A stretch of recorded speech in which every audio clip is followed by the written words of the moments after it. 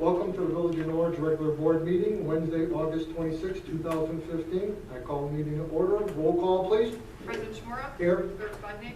Trustee Kucharski? Present. Trustee Tannhauser? Present. Trustee Solimowski? Here. Trustee Faligario? Present. Trustee Gregorio? Present. Trustee Gelsomino? Present. We have a quorum. Thank you. Please stand for the Pledge of Allegiance. I pledge allegiance to the flag of the United States of America and to the republic for which it stands, one nation, under God, indivisible, with liberty and justice for all.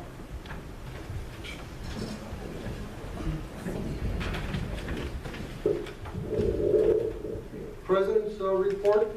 I'd like to start off with Chief Job to talk about the vehicle sticker sweep that we've had over the last 2 weekends, so it's all yours. Yes, sir. I did some research on that.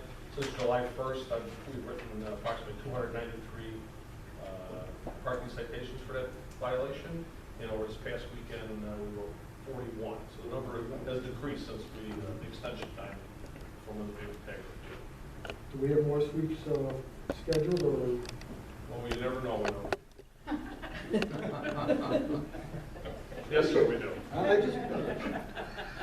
I deserve that. No problem, sir. On the news the other night, must have been a very slow news night, but they had us on the news for car break-ins. Do you want to address that? Because I know I hear the rumors all over, but I know you have the numbers, so Sure. go ahead, Chief. I think we had 10 over the last 2 weeks, and most of the break-ins occurred west of Cumberland and north of Lawrence Avenue. They seem to be pretty much centralized in that location. I would tell you that every single one of them were from vehicles that were left unlocked. People that were entering the cars took stuff like change, GPS systems, car chargers, sunglasses, and I think one person left their purse and identification inside the car. So all we need is people to lock their cars. Lock their cars, we should do it. On Sunday night, our midnight crew shift did stop a guy like 3:30 in the morning. We believe he was the possible offender, but he could not be tied to the crime, so the state's attorney refused to approve any charges, so he was released. Do we have any break-ins where they smashed the windows or anything like that? Nothing? Not, Not in the last 60 or 90 years? no, It's all been because the car doors went open. yes. Chief, real quick question too, are they on the streets when these break-ins are occurring, or on the side drives of the residents' property? Both. Both? Both. Thank you. They showed a clip on Melrose Park where a mother got out with 3 of her kids, and the 3 kids were rifling right on the driveway. Yeah. And that's when the story came over to Norridge. Thank you, Chief. Thanks, Chief. Yes, sir. Mark Chester, we have a couple of things on your table that you'd like to bring out for discussion, so I'll hand it over to you. Thank you. We've been approached by Citgo Petroleum Company, which is the owner of a property on the corner of Foster and Cumberland. It's the southwest corner. It's a shell, but the owner is still Citgo. And they have been told by the Illinois EPA that they have to remediate some of their soil because there was at some point a leaking underground storage tank, and it's contaminated the soil. And by contaminated, I mean it's determined that that soil is inappropriate to have a residential use on it. But nonetheless, it's that they would have to do some remediation if nothing happens. The owner of the property, Citgo, has requested that the village enter into an agreement with it to inform Citgo if there is going to be any planned disruption of the soil in the area where it's contaminated. And what they have offered to the village is that if we enter into that agreement with them, that they will then agree to be responsible for any contaminated soil that is anywhere around them by virtue of the leaking underground storage tank. That is a benefit because, number one, we won't have to prove who owned it when it was leaking, and we have their agreement to reimburse us. And two, it's a particular value to the village of Norridge because this particular property is bounded by, on one side, our water pumping station, on another side, our public works, one of our streets in Cumberland, which is a state highway. But the real problems are not near our water. They're on the other side, they're on the Foster side, and that's what they're worried about. And so probably next meeting or the meeting after, hopefully, who's village properties? Village properties is trustee Justin. Okay, I'll talk with trustee Gelsomino, and there may be on the agenda something that relates to the Illinois Highway Authority Agreement, a limited environmental indemnity agreement, and an agreement to reimburse costs. They're all three agreements related to this. These will then be taken to the Illinois EPA, which will determine whether or not they accept it. But if it really costs the village nothing, and it gets the village some reasonable protections from this leaking underground storage tank. Trustee Silanowski, is it okay if I talk? Absolutely, absolutely. As long as you're on the roll. Okay, and the other thing, and this is in Trustee Silanowski's committee, is that the village has a transfer inspection. And the transfer inspection ordinance, frankly, given it is working, but the county doesn't think so. And then in the sanitary sewer, the Metropolitan Sanitary District doesn't think it's working. So right now, there are homes in Norridge which discharge clean water, and by that I mean rainwater, into sanitary sewers. And this overburdens the sanitary system, and it's really unnecessary. I mean, the clean water should be put out into your backyard or something, however they do it.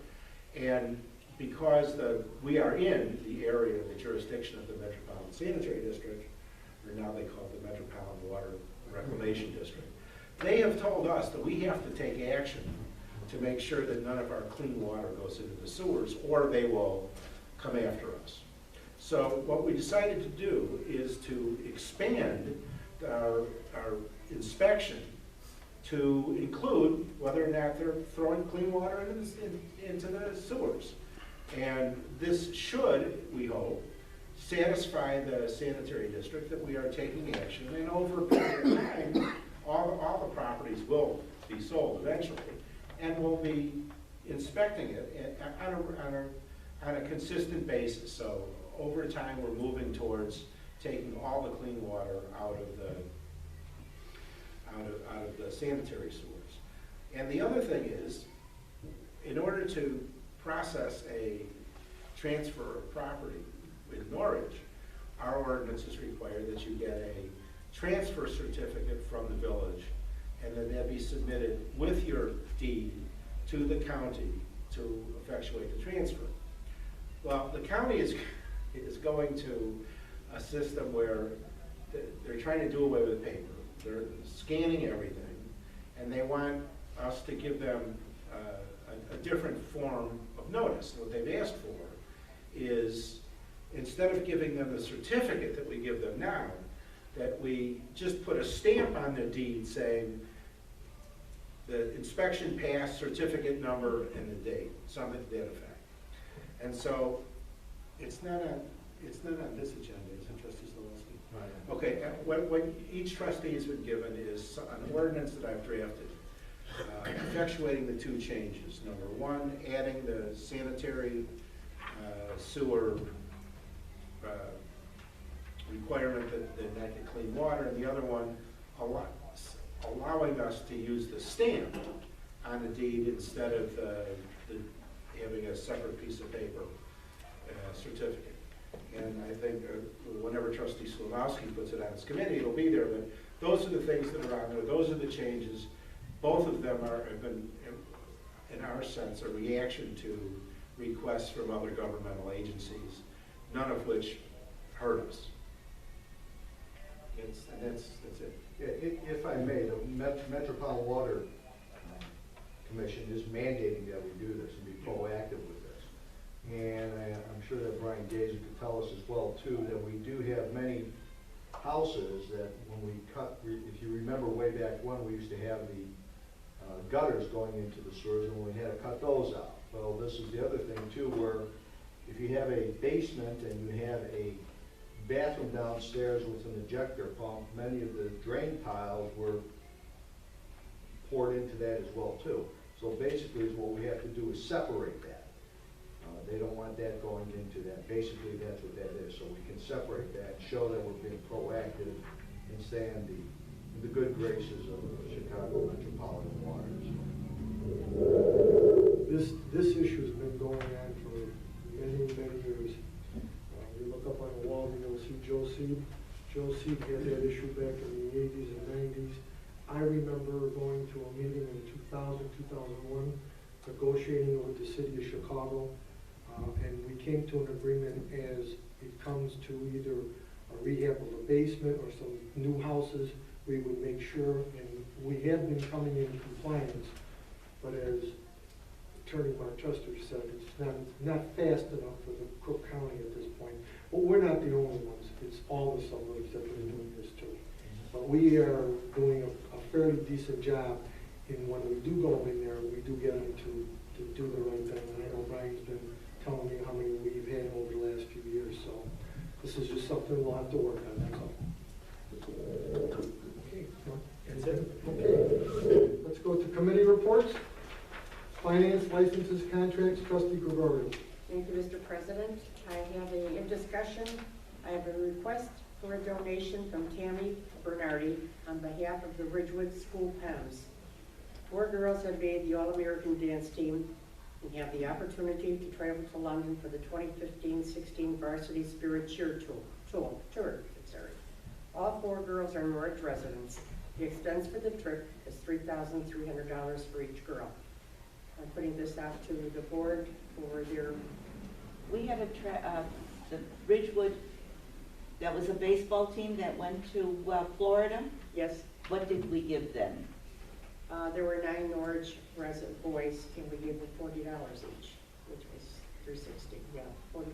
I think we should do the same. I'm sorry? I think we did more than